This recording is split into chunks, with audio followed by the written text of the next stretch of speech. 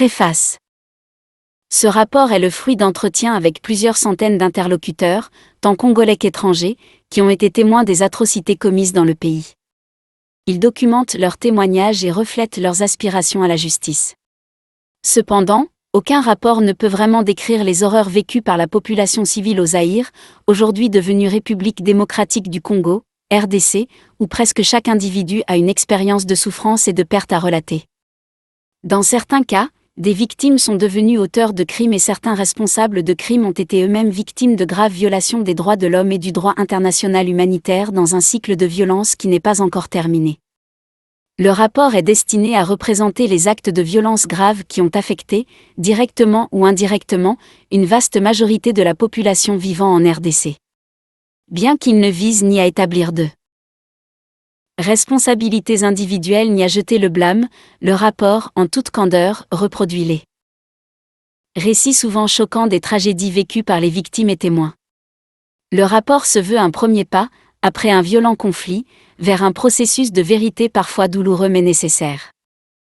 Ce rapport dresse un état des lieux du système de justice en RDC, basé sur des points de vue de différentes parties prenantes du système de justice, y compris de ceux qui ont été victimes de ces carences. Il présente un certain nombre d'options à considérer à la fois par les acteurs congolais et les acteurs internationaux dans la tâche difficile de réforme de la justice, confrontés à de multiples défis. Il plaide pour un engagement renouvelé du gouvernement à s'assurer que la justice devienne l'un des piliers fondamentaux de la démocratie congolaise. Enfin, il se tourne vers l'avenir en identifiant plusieurs chemins que pourrait emprunter la société congolaise pour composer avec son passé, lutter contre l'impunité et faire face aux défis présents de façon à empêcher que de telles atrocités ne se reproduisent. À travers leurs témoignages inscrits dans ce rapport, les Congolais ont démontré leur engagement vis-à-vis de la vérité et de la justice. L'impact final de ce projet dépendra des actions de suivi par le gouvernement et le peuple de la RDC. Bien qu'il appartienne en premier lieu au gouvernement de la RDC et à son peuple de définir et mettre en œuvre une approche sur la justice transitionnelle, ils doivent aussi pouvoir compter à cet égard sur le soutien de la communauté internationale. Le Haut-Commissariat des Nations Unies aux droits de l'homme restera un partenaire engagé de la République démocratique du Congo dans la quête essentielle d'une véritable paix durable. Navanetem Pillay, Haut-Commissaire des Nations Unies aux droits de l'homme. 3. Résumé exécutif. Historique et mandat. 1. La découverte par la mission de l'Organisation des Nations Unies en République démocratique du Congo, MONUC, de 3 fosses communes dans le Nord Kivu à la fin de 2005 s'est imposée comme un douloureux rappel que les graves violations des droits de l'homme commises dans le passé en République démocratique du Congo, RDC, demeuraient largement impunies et fort peu enquêtées. Après de nombreuses consultations au sein de l'Organisation des Nations Unies, l'idée initiale de réactiver l'équipe d'enquête du secrétaire général de 1997 à 1981 fut écartée au profit d'un projet plus large. Des consultations entre le département des opérations de maintien de la paix du secrétariat, la MONUC, le Haut-Commissariat des Nations Unies aux droits de l'homme, HCDH, le département des affaires politiques, le bureau des affaires juridiques et le bureau du conseiller spécial pour la prévention du génocide du secrétariat ont abouti à un accord visant à fournir aux autorités congolaises les outils nécessaires pour entamer la lutte contre l'impunité. Il a été recommandé de procéder à un inventaire des violations les plus graves des droits de l'homme et du droit international humanitaire commises sur l'ensemble du territoire de la RDC2 entre mars 1993 et juin 2033, à partir des résultats de cette opération, d'évaluer les moyens dont le système national de justice congolais dispose pour traiter ces violations et de formuler différentes options possibles de mécanismes appropriés de justice transitionnelle qui permettraient de lutter contre l'impunité régnant en RDC. 2. Le secrétaire général, dans son rapport du 13 juin 2006 au Conseil de sécurité sur la situation en RDC, a exprimé son intention d'envoyer une équipe de spécialistes des droits de l'homme en République démocratique du Congo pour y dresser l'inventaire des violations graves qui ont été commises entre 1993 et 2003. 4. Cette décision a été réaffirmée par le secrétaire général dans ses 2 rapports suivants en date des 21 septembre 2006 et 20 mars 2075. Le 8 mai 2007, le secrétaire général a entériné le mandat du projet Mapping qui délimitait les 3 objectifs suivants. Un rapport de l'équipe d'enquête du secrétaire général sur les violations graves des droits de l'homme et du droit international humanitaire en RDC, S-1998-581. De l'ancien nom de la RDC étant Zaïre, il sera fait mention dans le rapport du Zaïre, pour la période antérieure à mai 1997. 3. Le mois de mars 1993 a été choisi comme date de début du projet Mapping à cause du massacre du marché de Ntoto au Nord Kivu qui a déclenché un conflit ethnique plus large dans cette province. Le mois de juin 2003 correspond à l'instauration d'un gouvernement de transition des Unités nationales, composé du président Joseph Kabila et de 4 vice-présidents représentant les différentes tendances politiques au lendemain du dialogue intercongolais tenu à Sun City, Afrique du Sud, entre le gouvernement, les groupes rebelles, la société civile et les différents partis politiques. 81e rapport du secrétaire général sur la MONUC, S/2006/390, par 54. 5. 22e et 23e rapport du secrétaire général sur la MONUC, S/2006/759 et S/2007/156 et Corps.1. 4. Dresser l'inventaire des violations les plus graves des droits de l'homme et du droit international humanitaire commises sur le territoire de la RDC entre mars 1993 et juin 2003. Évaluer les moyens dont dispose le système national de justice pour donner la suite voulue aux violations des droits de l'homme qui seraient ainsi découvertes. Élaborer, compte tenu des efforts que continuent de déployer les autorités de la RDC ainsi que du soutien de la communauté internationale, une série de formules envisageables pour aider le gouvernement de la RDC à identifier les mécanismes appropriés de justice transitionnelle permettant de traiter les suites de ces violations en matière de vérité, de justice, de réparation et de réforme 6. 3. Par la suite, le projet Mapping a été présenté au président Joseph Kabila, qui l'accueillit favorablement, par la haut-commissaire des Nations Unies aux droits de l'homme lors de sa visite de mai 2007 en RDC. En décembre 2007, le Conseil de sécurité des Nations Unies, dans sa résolution 1794/2007, a demandé aux autorités congolaises de soutenir pleinement le projet Mapping entrepris par le HCDH. Le 30 juin 2008, Louise Arbour, alors haut-commissaire des Nations Unies aux droits de l'homme, a écrit au président Kabila afin de lui annoncer la venue imminente de l'équipe chargée de mener à bien le projet Mapping qui a commencé officiellement le 17 juillet 2008 avec l'arrivée de son directeur à Kinshasa. Une vingtaine d'officiers des droits de l'homme ont été déployés sur l'ensemble du territoire de la RDC d'octobre 2008 à mai 2009 afin d'y recueillir des documents et témoignages permettant de répondre aux 3 objectifs définis par le mandat. Le gouvernement congolais a à plusieurs occasions exprimé son soutien au projet Mapping, notamment lors du discours prononcé en novembre 2008 par le ministre des Droits humains pendant la session extraordinaire du Conseil des droits de l'homme sur la situation des droits de l'homme dans l'Est de la RDC et au cours des différentes rencontres entre le directeur du projet Mapping et les ministres de la Justice et des Droits humains. Le Mapping. 4. Un mapping est basé sur un certain nombre de prémices méthodologiques 7.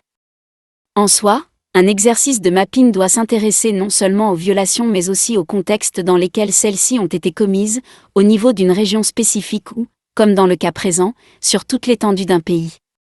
Pareil exercice a recours à différentes activités parmi lesquelles la collecte, l'analyse et l'évaluation d'informations contenues dans de multiples rapports et documents émanant de différentes sources, des rencontres et interviews de témoins ainsi que la consultation d'experts et de personnes ressources. Toutefois, un mapping n'est pas une fin en soi. Il demeure un exercice. 6 articles 1 du mandat. 7. Les traductions françaises du terme « mapping » est en soi « cartographie », « inventaire » ou « état des lieux » et ne reflétant pas exactement l'étendue du mandat du projet Mapping, l'équipe a décidé de garder le terme générique anglais pour désigner le présent projet. 5. Préliminaire qui s'inscrit en amont de plusieurs mécanismes de justice transitionnelle, judiciaire ou non. Il représente une démarche essentielle qui permet d'identifier les défis, d'évaluer les besoins et de mieux cibler les interventions. 5. Le mandat du projet Mapping enjoignait à l'équipe 8 de mener à bien son travail le plus rapidement possible pour aider le nouveau gouvernement en le dotant des outils nécessaires pour gérer les processus post-conflit. 9. La durée du déploiement de 6 mois des équipes du projet Mapping fixé par le secrétaire général avec pour mandat de dresser un inventaire des violations les plus graves commises pendant 10 ans sur l'ensemble du territoire de la RDC imposa certaines contraintes quant à la méthodologie à appliquer. Il ne s'agissait dès lors pas de se livrer à des enquêtes approfondies ou d'obtenir des preuves qui seraient admissibles comme telles devant un tribunal, mais plutôt de fournir les éléments de base nécessaires pour formuler des hypothèses initiales d'enquête en donnant une idée de l'ampleur des violations, en établissant leurs caractéristiques et en identifiant les possibilités d'obtention de preuves. 10. Ainsi, en matière de violation des droits de l'homme et du droit international humanitaire, le mapping présente une description des violations, de leur situation géographique et temporelle, en révèle la nature en les qualifiant en droit, dévoile qui en sont les victimes et leur nombre approximatif et à quel groupe souvent armé appartiennent les auteurs présumés. L'exercice s'est effectué, de façon chronologique et province par province. 11. 6. Compte tenu de l'ampleur des violations commises au cours des 10 années de conflit sur tout le territoire de la RDC, une sélection des incidents les plus graves s'imposait. Afin de sélectionner ces incidents, une échelle de gravité 12 utilisant une série de critères permettant d'identifier les incidents suffisamment graves pour être inclus dans le rapport final a été appliquée. Les critères utilisés se divisent en 4 catégories. 1. La nature des crimes et violations liés à un incident. 2. L'étendue, le nombre des crimes et violations révélés par l'incident, ainsi que le nombre de victimes. 3. La façon dont les crimes et violations ont été commis. Et 4. L'impact des crimes et violations qui ont été commis sur une communauté, une région ou le cours des événements. 8. Le terme « équipe » désigne l'ensemble des spécialistes des droits de l'homme qui ont mené les enquêtes du projet Mapping sur l'ensemble de la RDC. Ces spécialistes peuvent aussi être désignés par les expressions « les équipes du projet Mapping » ou « les équipes Mapping », 9 article 2.3 du mandat. 10. Au Commissariat des Nations Unies aux droits de l'homme, HCDH, les instruments de l'état de droit dans les sociétés sortant d'un conflit, les poursuites du parquet, Nations Unies, New York et Genève, 2008, p. 11 article 4.2 du mandat, il devrait être effectué province par province et en suivant la chronologie des événements. Il devrait viser à rassembler les informations de base et non se substituer aux enquêtes approfondies sur les incidents découverts. 12. Connu également sous le terme anglais de « Gravity Threshold », l'échelle de gravité a été développée par les tribunaux internationaux afin d'identifier les crimes les plus graves, qui feront l'objet de poursuites. Voir par exemple, al. d. par 1 de l'article 17, question relative à la recevabilité du statut de Rome de la Cour pénale internationale. 6. C'est l'objectif premier du mapping étant de rassembler les informations de base sur les incidents découverts, le niveau de preuve requis était de toute évidence inférieur à ce qui est exigé en matière criminelle devant une instance judiciaire. Il ne s'agissait donc pas d'être convaincu hors de tout doute raisonnable de l'existence d'une infraction mais plutôt d'avoir une suspicion raisonnable que l'incident s'était produit. On définit la suspicion raisonnable comme nécessitant un ensemble d'indices fiables correspondant à d'autres circonstances confirmées, tendant à montrer que l'incident s'est produit. 13. L'évaluation de la fiabilité des informations obtenues s'est faite en 2 temps, en considérant d'abord la fiabilité et la crédibilité de la source 14 et par la suite la validité et la véracité des informations en tant que telles 15.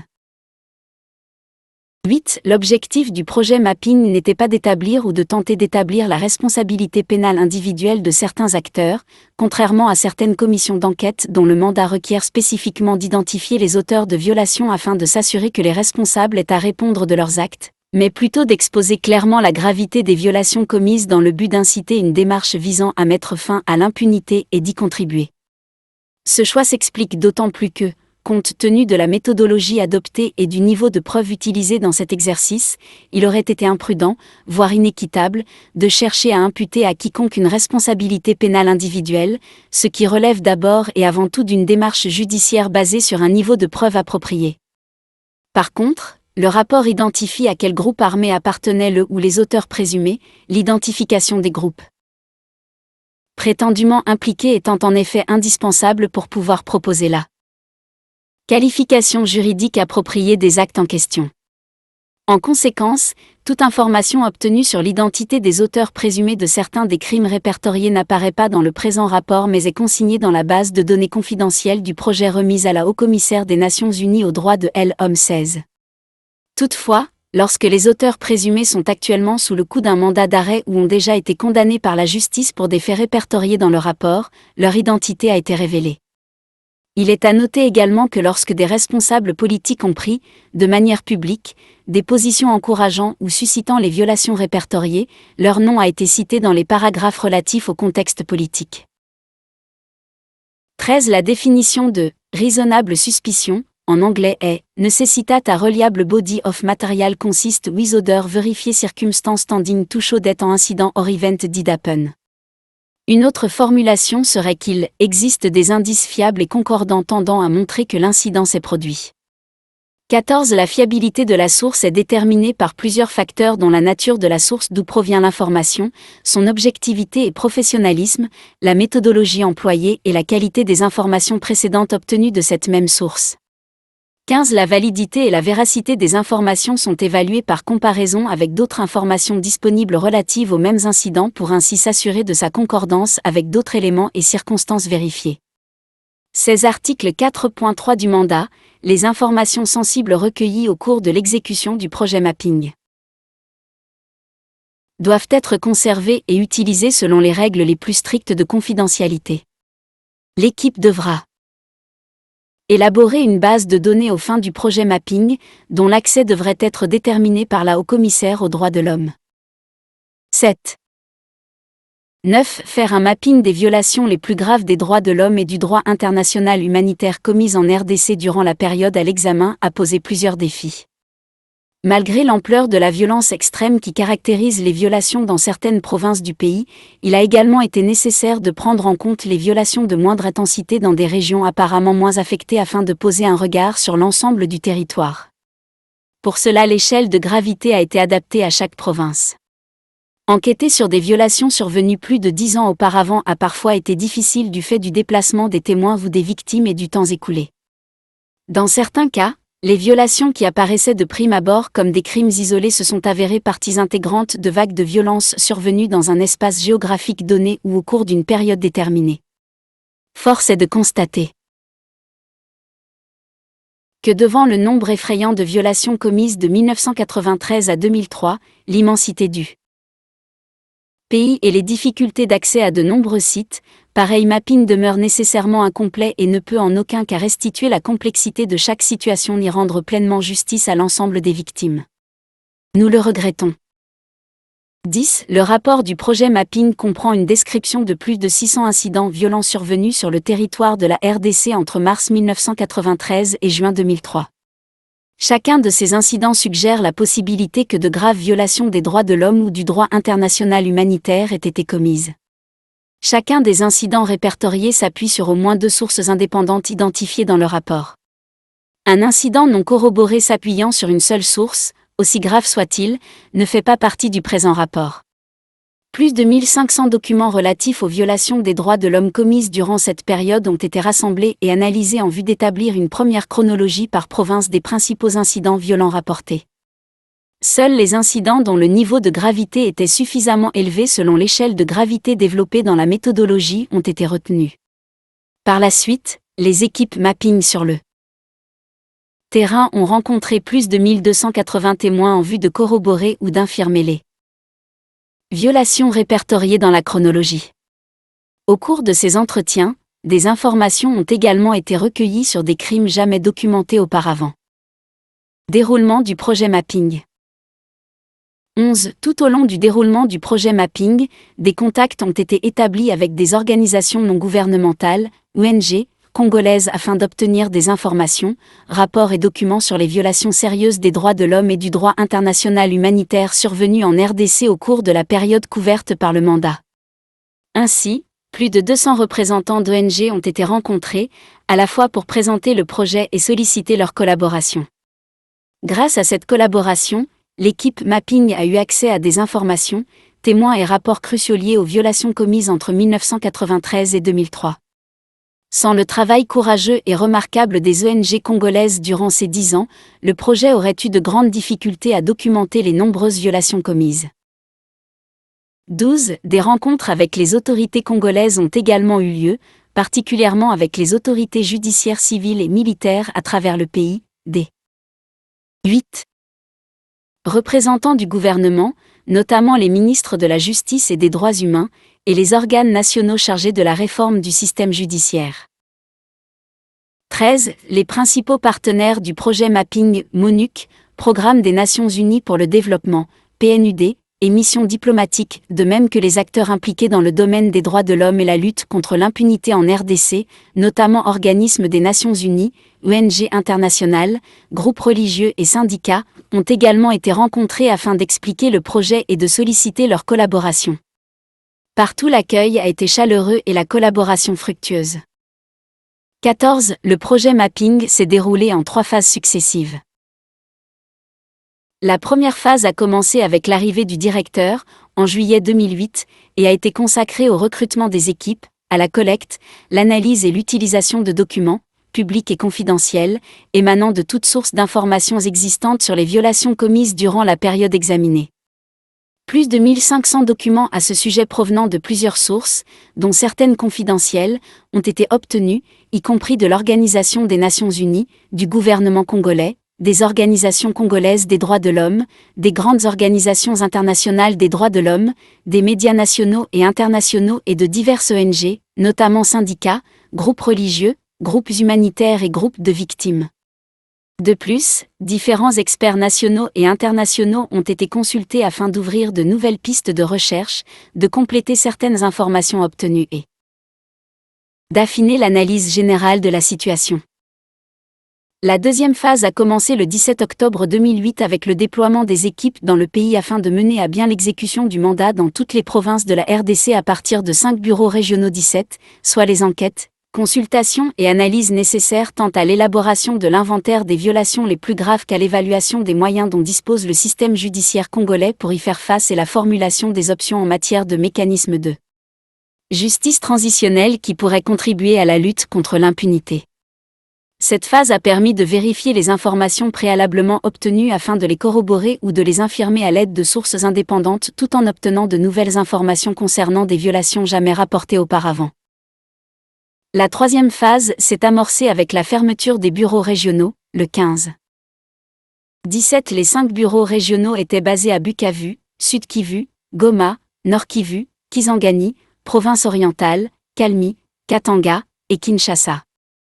L'équipe de Kisangani s'est déplacée à Bunia pour couvrir la région de l'Ituri.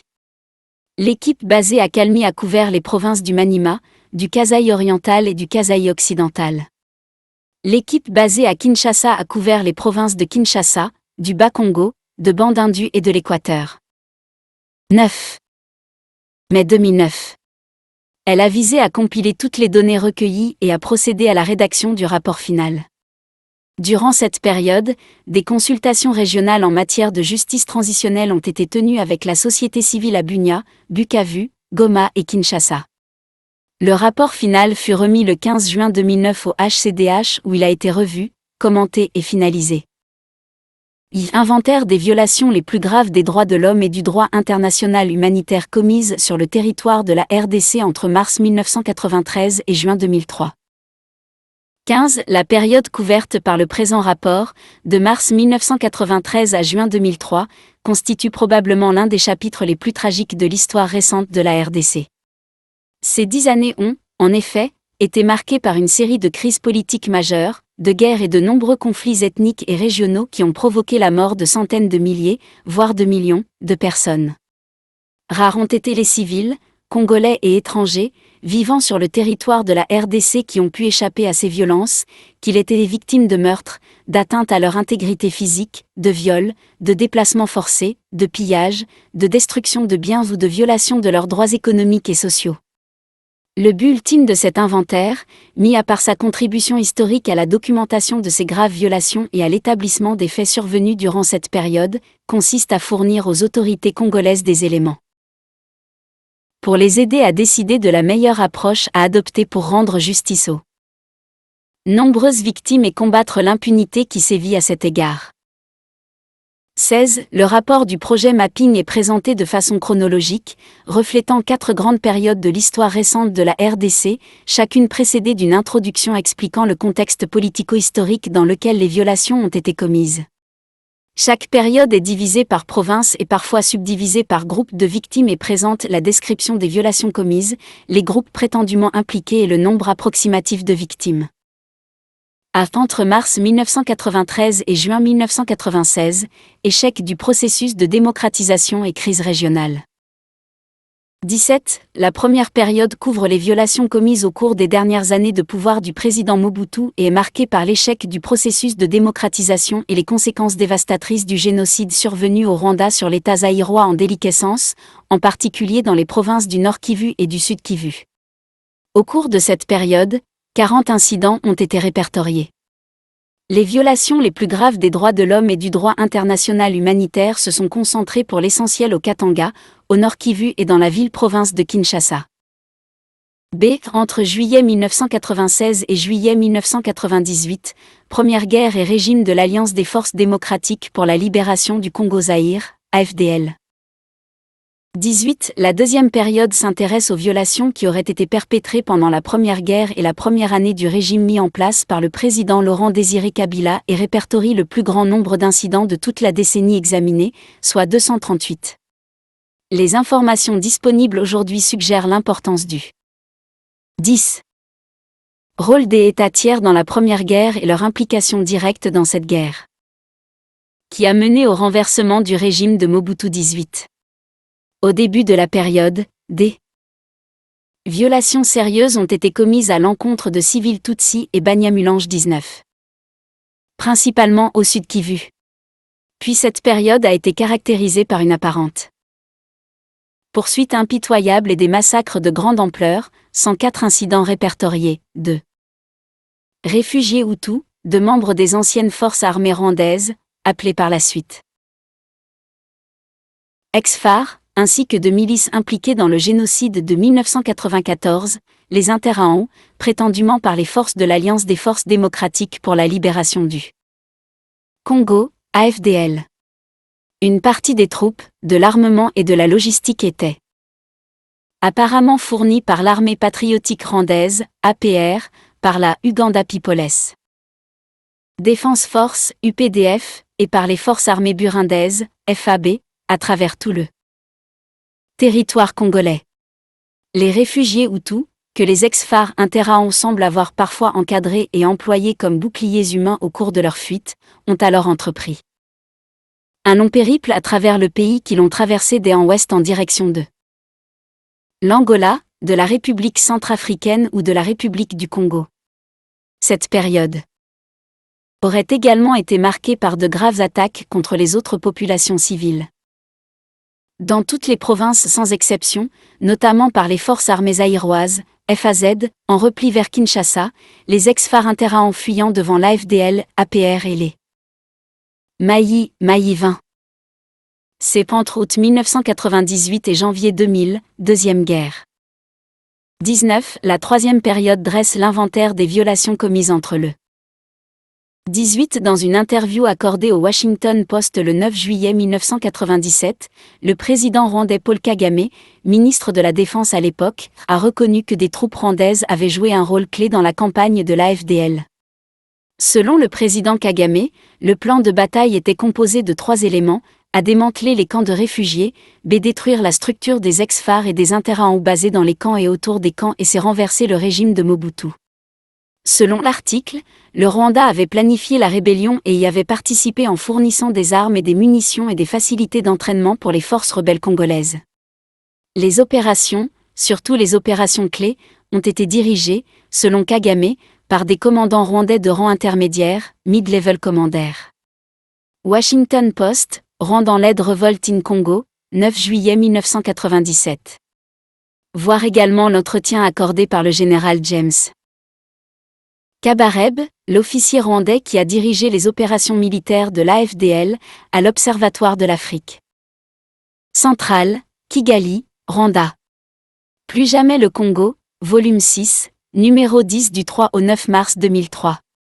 Voir également les interviews télévisées du président de l'Ouganda, du président du Rwanda et du général James Kabaré expliquant en détail leurs rôles respectifs dans cette première guerre, dans « L'Afrique en morceaux », documentaire réalisé par Jean Eltari, Peter Chappell et Hervé Chabalier, 100 minutes, produit par Canal Horizon, 2019. Le terme « Banyamulange » s'est popularisé à partir de la fin des années 60 afin de distinguer les Tutsis installés de longue date au Sud Kivu, les Banyamulanges, de ceux arrivés à partir des années 60 comme réfugiés ou immigrés économiques.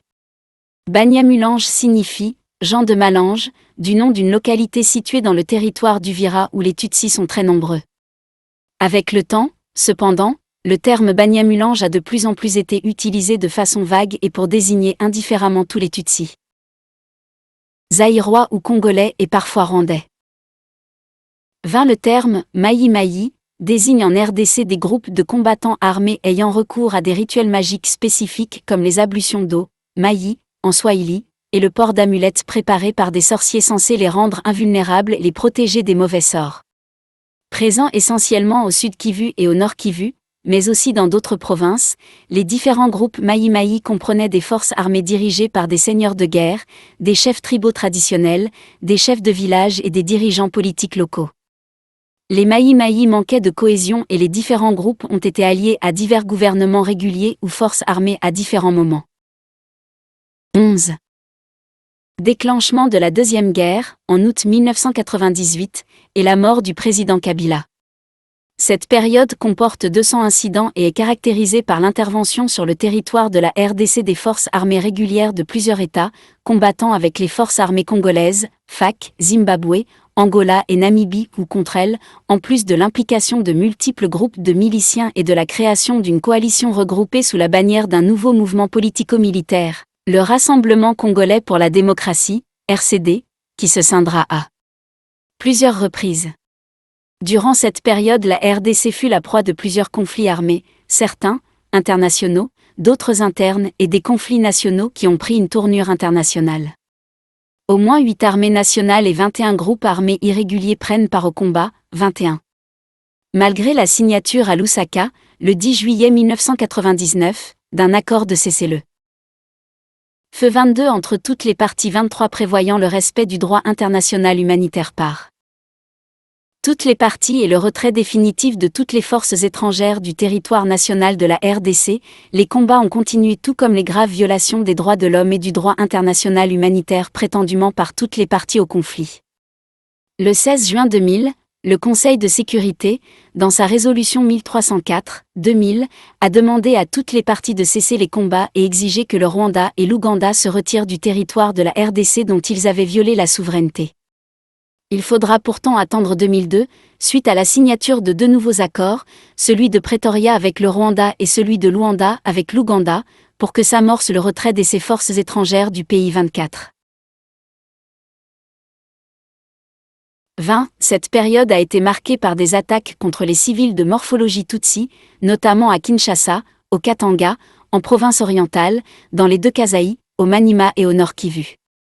Dans le contexte de la guerre et des conflits sur l'ensemble du territoire, la population civile en général a été victime de graves violations des droits de l'homme et du droit international humanitaire prétendument par toutes les parties au conflit et sur tout le territoire, mais particulièrement au Nord Kivu et au Sud Kivu, en province orientale, notamment en Ituri, au Katanga, en Équateur ainsi qu'au Bas-Congo. Entre janvier 2001 et juin 2003, vers la transition. 21. Enfin, la dernière période répertorie 139 incidents qui décrivent les violations perpétrées malgré la mise en place progressive d'un cessez-le-feu le long de la ligne de front et l'accélération des négociations de paix en vue du lancement de la période de transition, le 30 juin 2003. Durant cette période, les violences qui ont secoué la province de l'Ituri, notamment les conflits ethniques entre les Landus et les Hema, ont atteint un seuil d'intensité inconnu jusqu'alors. La période a été marquée par un conflit ouvert entre 21 rapport du rapporteur spécial sur la situation des droits de l'homme en RDC, à /55/403, par 15, 22 S/1999/815, annexe. 23 étaient partis à l'accord, l'Angola, la Namibie, l'Ouganda, le Rwanda, la RDC et le Zimbabwe. Par la suite, les groupes rebelles du Rassemblement congolais pour la démocratie, RDC, et du Mouvement de libération du Congo, MLC, y ont adhéré. 24 accords de Pretoria du 31 juillet 2002 entre la RDC et le Rwanda, article 8, par 3, S/2002/914, annexe, accord de Luanda du 6 septembre 2002 entre la RDC et l'Ouganda, article 1, disponible à l'adresse suivante, www.droitecongolais.info, fil/0426 accord du 6 septembre 2002 RDC Ouganda r.pdf. 12. Les forces armées congolaises, FARC, et les forces Maï-Maï dans la province du Katanga. Comme lors des périodes précédentes, les populations civiles de tout le territoire ont été les principales victimes des parties au conflit, notamment en province orientale, au Nord Kivu, au Sud Kivu, au Maniema ainsi qu'au Kasaï oriental. Qualification juridique des violences commises sur le territoire de la RDC entre mars 1993 et juin 2003. 22. Force est de constater que la vaste majorité des 617 incidents les plus graves inventoriés dans le présent rapport pourraient, s'ils sont dûment enquêtés et prouvés devant un tribunal compétent, suggérer la commission de multiples violations des droits de l'homme mais surtout du droit international humanitaire. Il n'est apparu ni opportun ni indispensable de qualifier en droit chacun des centaines d'incidents violents répertoriés. Il a ainsi été convenu d'identifier plutôt le cadre juridique applicable aux principales vagues de violence et de donner des indications sur la qualification juridique générale possible des incidents ou groupes d'incidents rapportés. Crimes de guerre. 23. On entend généralement par ce terme toute violation grave du droit international humanitaire commise à l'encontre de civils ou de combattants ennemis à l'occasion d'un conflit armé international ou interne, violation qui entraîne la responsabilité pénale individuelle de leurs auteurs. Ces crimes découlent essentiellement des conventions de Genève du 12 août 1949 et de leurs protocoles additionnels I et II de 1977 et des conventions de la Haye de 1899 et 1907.